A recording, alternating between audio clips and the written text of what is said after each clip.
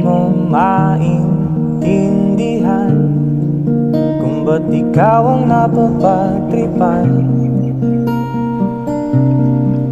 ng halik ng kamatayan. Kapag pala tumatanda tayo, bumibilis din ang takbo ng oras. Sa isang iglap, hindi na ikaw ang batang gigising para maglaro at matutulog kapag napagod.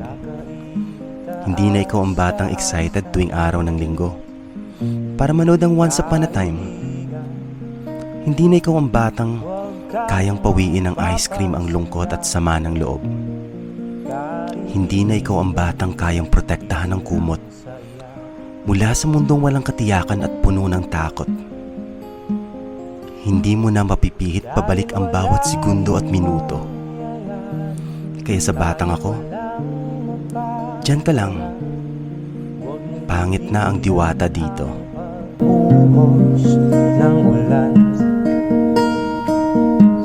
may panahon para maging hari, may panahon para magdapa, dahil ang buhay natin ay sadyang